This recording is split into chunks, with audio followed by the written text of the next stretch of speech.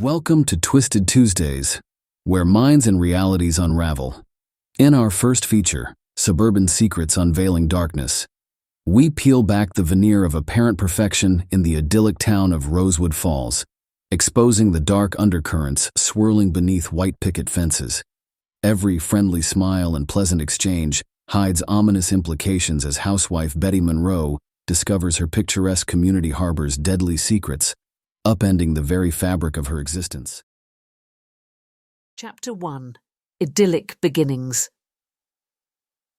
The morning sun showered Rosewood Falls in a golden glow, casting long shadows that stretched across the lawns like lazy cats. Each home, a portrait of post-war prosperity, lined the streets with an air of orchestrated grace. The neighbourhood was a meticulous arrangement, the endless identical mailboxes standing like white teeth in a smile that was just a little too wide, suggesting an undercurrent of artificiality. Betty Monroe, adorned in a dress as pristine as her surroundings, tended to her roses. The flowers stood at attention like soldiers, their petals vibrant against the backdrop of her manicured lawn. She moved among them with practiced ease, yet her touch hesitated, a fleeting thought clouding her expression. "Is this all there is?" the thought whispered, trailing a finger down the spine of her contentment. As she worked, her neighbours passed by with waves and pleasantries, each interaction perfectly choreographed in the suburban ballet. But as the laughter faded, a shadow passed behind Betty's eyes, a subtle darkness that didn't quite fit with the picture-perfect setting. It was as if the very air was too sweet, the harmony too precise. Her hands, once steady, now dug into the soil with an urgency uncharacteristic of her usual gardening. The hard earth resisted like flesh against steel until her fingers brushed against an anomaly, a small, oddly shaped stone. As she unearthed it, a tingle shot down her spine, an echo of the adrenaline that once fueled her investigative pursuits. The stone, engraved with a cryptic message, felt heavier than its size warranted, laden with implications and secrecy. Around her, the garden continued its silent vigil, each plant and flower a testament to the conformity and control prized by Rosewood Falls. Yet, in her hands, the loose stone was a stark contrast, a symbol of the unpredictable and the uncontrolled. It was as if by holding it, Betty had invited a crack into her perfectly structured world. She noticed then a hairline fracture in her garden path, a physical manifestation of the fissures forming in her once unassailable reality. Betty stood there, caught between the allure of the mystery and the comforting familiarity of her life. The stone's presence whispered promises of excitement and danger, reawakening a part of her that she had long since buried under layers of domesticity and societal expectations. Even as her heart pounded a warning in her ears, she knew she couldn't resist the pull. It wasn't just curiosity. It was a hunger for something more, something real beneath the veneer of her too perfect life. Clutching the stone tightly, Betty stepped back into the comforting familiarity of her home. Yet, as her gaze lingered on the family photos lining the walls, the images now seemed less assuring. A storm of emotions swirled within her: excitement, uncertainty, fear, each feeling cracking the composure reflected in those frozen smiles. She pondered over the cryptic message etched into the unexpected shard. What secrets might it unveil? What hidden facets of her world might be dragged into the light? The stone's rough edges pressed into her palm, affirming its solidity and permanence. There was no unfinding it. Betty took a deep breath, steeling herself against the unwavering reality that things were shifting, falling out of place. She didn't know what lay ahead, but she knew, as sure as she knew her own name, etched into the welcome mat at her feet, that there was no going back. The idyll had cracked. The perfect illusion was shattered. Her story was about to truly begin. Chapter 2. Cryptic Discoveries. The morning after her unsettling find, Betty Monroe awoke with renewed purpose. As dawn's light crept through the curtains, the stone on her nightstand seemed to beckon. She dressed quickly, her mind racing with possibilities about the cryptic message, a puzzle waiting to be solved. With her investigative skills, Betty felt compelled to uncover the mystery. As the house slumbered, she tiptoed downstairs, the stone's weight in her pocket, a constant reminder of the cryptic discovery, hinting at something exhilarating, beyond her domestic confines. Outside, the neighbourhood was stirring awake. Dew glistened on the lawns like a thin veil about to lift. Betty's gaze moved from her garden, the site of the finding, to the surrounding homes hiding their own secrets. A mix of excitement and trepidation struck her. What mysteries awaited underneath Rosewood Falls' beauty? As Betty tended her perfect roses, she overheard two neighbours chatting cheerfully about the garden club's upcoming charity auction as they strolled by. "It's just marvellous how much the circle does for town beautification," one remarked.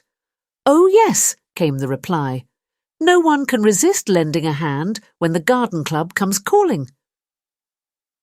Their voices trailed off, but Betty felt an involuntary shiver. Determined, Betty decided the library could offer clues. The familiar landmarks she passed seemed to whisper of hidden depths. The clock tower, the square, the gossipy diner.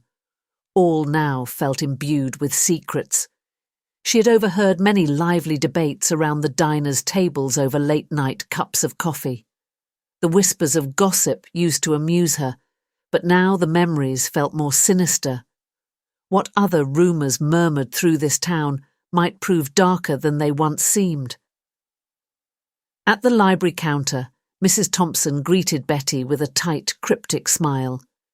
As Betty described the odd stone and message, the librarian murmured something inaudible before turning to lead Betty into the archives.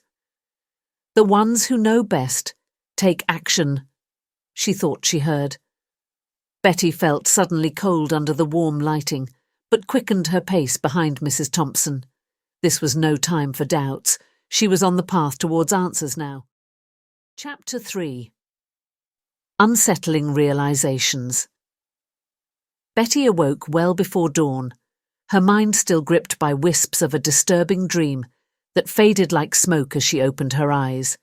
Lying in bed, she struggled to recall more than flashes. A stone wall tattooed with thorny vines, hands pressing frantically against it until blood welled from unseen wounds. The images filled her with a nameless dread. Unable to return to sleep, Betty rose quietly, slipping past Charles's sleeping form towards the sanctuary of the kitchen. Her husband, a distinguished man over 6 feet tall with jet-black hair peppered distinguishedly with grey, had not stirred. As she moved through her morning routine, fragments of the disturbing dream still clung to her consciousness, joined now by visions of the cryptic stone and its unanswered riddles. She thought back to her college years pursuing journalism, when unraveling questions and exposing truths filled her with a sense of exhilarating purpose. Winning the prestigious Thompson Award for investigative reporting had affirmed her talents and determination to challenge the status quo, now cooking breakfast for her family in her flawless suburban kitchen. Those memories of late nights researching in the campus library seemed to belong to another woman entirely. Yet when she held the stone found in her backyard, she felt an undeniable resonance with the long-buried ambitions of her youth. The mystery it embodied was a tempting gateway back into asking bold questions and seeking their answers, wherever they waited in the underbelly of perfection. Betty stepped outside, into the cool morning air. The neighbourhood around her manicured Tudor home seemed subtly altered, like an expertly painted counterfeit. She noticed details that would have been innocuous yesterday, now charged with double meanings. the rust slowly eating at pristine mailbox flags, weeds strangled by decorative mulch still clawing at the surface. Rounding a corner, Betty nearly collided with Doris Fletcher, who lived 3 doors down. Doris reached out a slender hand to grasp Betty's arm. "Whoa, where's the fire?" she asked with a small grin, smoke from her freshly extinguished cigarette swirling briefly. Up close, the cracks in her flawless suburban armour were evident, frown lines eking out from the corners of her hazel eyes, cuticles worried raw from stress. Betty hesitated before the words spilled out in a rush, the stone, the message, the garden club's strange aura of secrecy. Doris's expression shifted to something unreadable as the story unfolded. "Nothing is quite what it seems here," Doris said carefully. She traced a circle on a bare patch of earth with the toe of her sensible leather shoe. "I've learned that truth many times over." Before Betty could probe the cryptic sentiment further, Doris glanced down at her watch with a small start. "The days seem to gallop faster lately. I'm late for my feminist circle already." Squeezing Betty's hand, her bright smile returning, she turned and continued on her way, the fall of her kitten heels echoing against pavement. Betty sank down on a weathered wooden bench beside a flower bed. Around her, impatiens and salvia bloomed aggressively, strangling the less vigorous wildflowers around them. In that display of floral Darwinism, she glimpsed haunting metaphors for this supposedly perfect haven called Rosewood Falls. Where there was beauty and order here, there was cruelty and darkness as well.